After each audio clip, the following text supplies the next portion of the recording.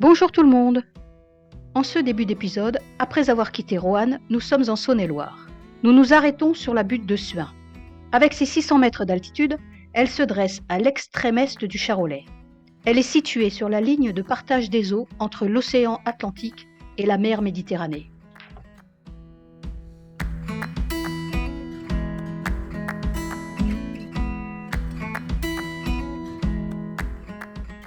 Voilà maintenant la ville de Cluny.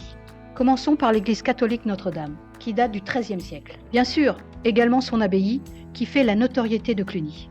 Fondée le 11 septembre 910 par le duc d'Aquitaine et le comte d'Auvergne Guillaume Ier, il ne subsiste aujourd'hui qu'une partie des bâtiments. Depuis le début du XXe siècle, ces bâtiments abritent l'un des 8 centres de l'école des arts et métiers, grande école française d'ingénieurs. Nous nous promenons également dans le parc abbatial. Créé au milieu du XIVe siècle, ce parc offre un magnifique panorama sur l'abbaye de Cluny. Lieu propice à la détente, il dispose d'un théâtre de verdure où sont organisés des concerts à la belle saison. Après cette belle visite, nous faisons étape à Mantenay-le-Mont-Lin, situé dans le département de l'Ain. C'est une aire de camping-car idéale et calme au bord d'une rivière.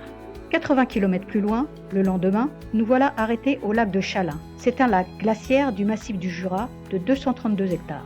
Il est l'un des plus grands lacs naturels de France. En cette fin juin 2021, nous avons un peu de mal à reprendre le rythme. Alors nous décidons de passer quelques jours au camping de Pont-du-Navois, toujours dans le Jura. Et ça tombe bien parce que le camping a un bon restaurant.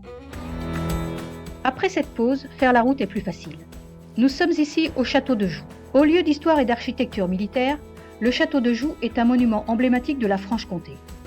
Situé à 5 km de Pontarlier et 15 km de la frontière suisse, le château domine d'une centaine de mètres le passage de la Cluse, étroit passage naturel qui permet de traverser le massif du Jura. Cette voie militaire et commerciale relie les routes de Champagne, de Flandre et de Haute-Saône à l'Italie et à la Suisse.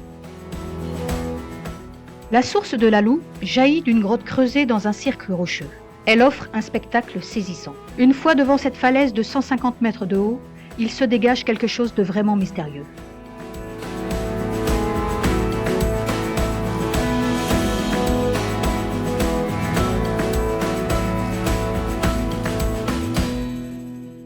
Le Saut du Doubs est une merveille de la nature située à la frontière franco-suisse.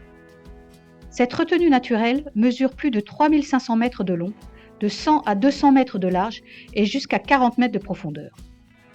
C'est le résultat d'un bouleversement géologique datant de plus de 14 000 ans qui a formé la magistrale chute d'eau du Saut du Doubs de 27 mètres. Le belvédère de la Roche du Prêtre est un promontoire rocheux de plus de 300 mètres qui offre un panorama superbe sur le cirque de la Consolation.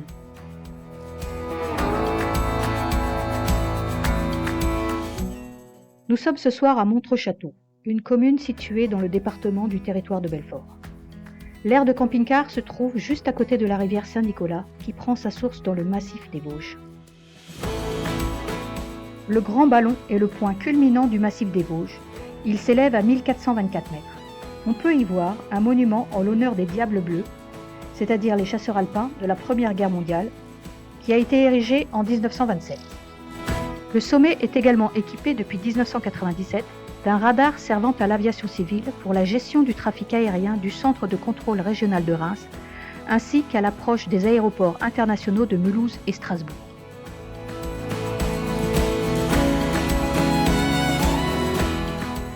Nous redescendons du col sous la grêle, du côté du lac Blanc, un lac à 1055 mètres d'altitude.